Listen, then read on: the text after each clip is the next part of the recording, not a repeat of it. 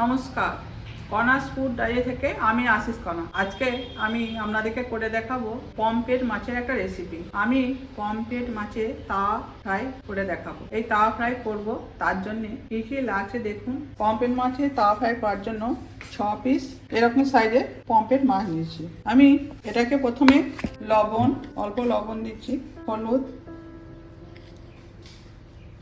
Half পাতিলেবু দিয়ে পাতিলেবুর রস ম্যারিনেট করে রেখে দেব। সামান্য আদা রসুনের পেস্ট।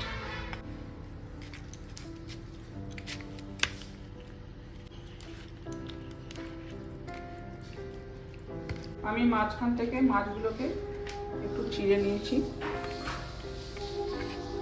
এটা আমি কিছুক্ষণের জন্য ম্যারিনেট করে রেখে দেব।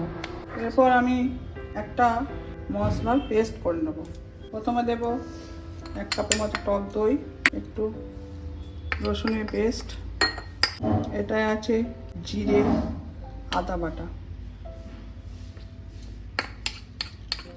আর দেব গোলমরিচের গুঁড়ো। এটা সব দিয়ে একসঙ্গে একটা মশলা পেস্ট করে নেব। কাশ্মীরি লঙ্কার গুঁড়ো, হাফ চামচের মতো লাল লঙ্কার গুঁড়ো,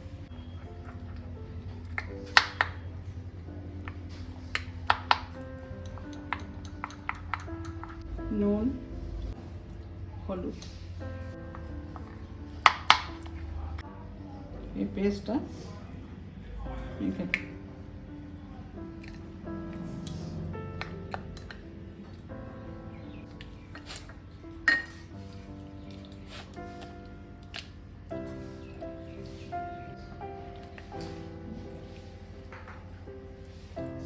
ভালোভাবে মেখে নিতে হবে এটা, যেন মশলাটা মাছের মধ্যে ভালোভাবে ঢুকে যায়, তাহলে খেতে ভালো হবে। দেখুন, এর মধ্যে সামান্য ধনেপাতা আর কাঁচা লঙ্কা কুচনো আছে, এটার মধ্যে ভালো করে মেখে নেব।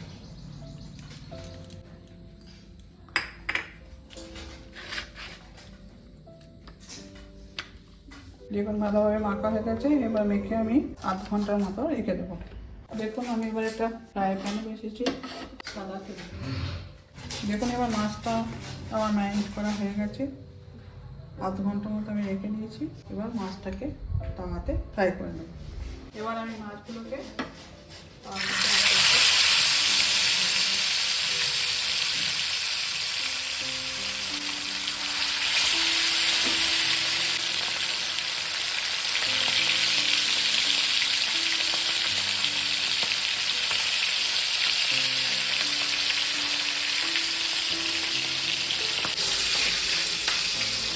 অপর পিনটা আমি উল্টে দিচ্ছি।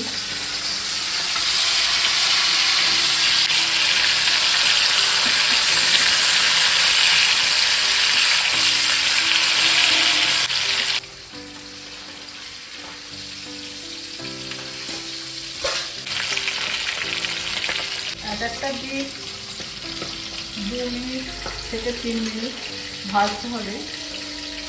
এক দিকটা ভাজা হয়ে গেলে আবার অপর দিকটা আরও 2-3 মিনিট ছেড়ে দিতে হবে। দেখুন আমার তাওয়া পমফ্রেট রেডি হয়ে গেছে, আমি এবার তুলে নিচ্ছি।